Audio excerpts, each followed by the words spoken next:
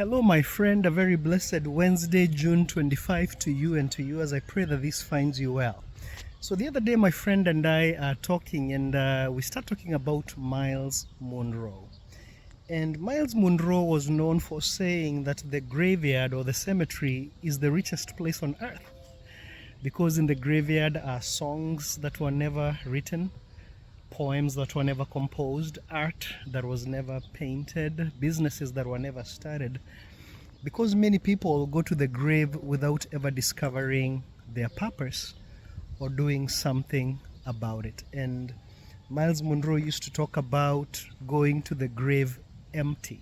In other words, having done everything that you and I are meant to do while on this earth. And so I don't know about you, but I'm on a mission to die empty, to leave everything that I was meant to leave on this earth here.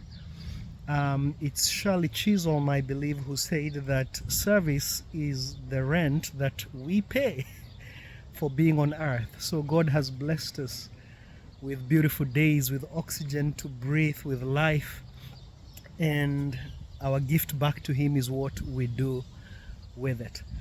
Talking about going to the grave empty, as I was thinking about it the other day, I guess it occurred to me that you don't wait until your deathbed and then you empty yourself. The only way to go to the grave empty is by emptying yourself every single day. How do you do that? By every day being as creative as you can be, and that begins by believing that you have a unique gift. You are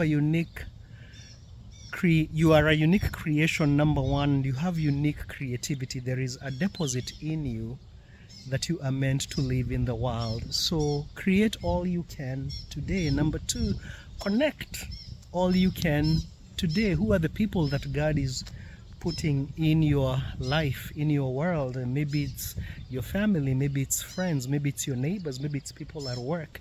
But how can we connect with others when we are so focused in or on ourselves? Sometimes you just gotta look out and see the good and see the God in that other person and connect beyond ourselves. And then lastly, don't just create, don't just connect, contribute, right?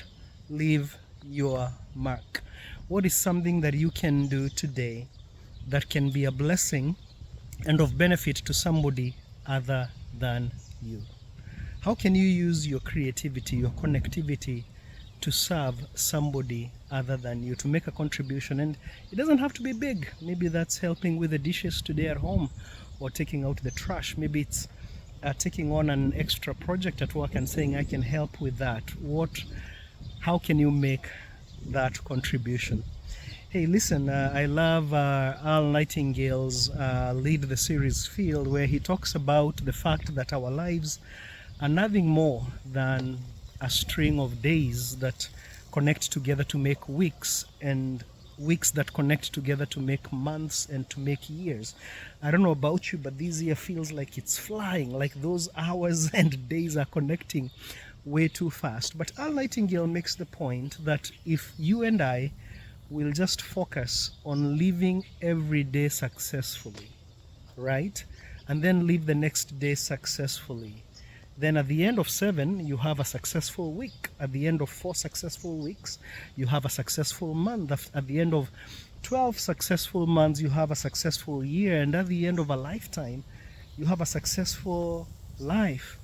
But that begins by making every single day a success, or as I'm trying maybe to communicate today, by emptying yourself of everything it is that you have to give today.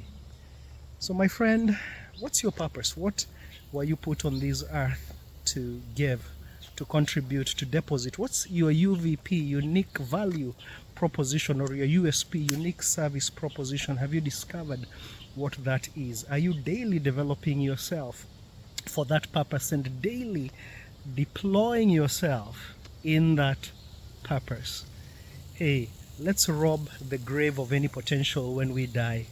Let's die empty, and that happens by emptying ourselves every single day, in the way we create, in the way we connect with others, and in the contribution that we make. Until next time, God bless you and yours. Bye bye.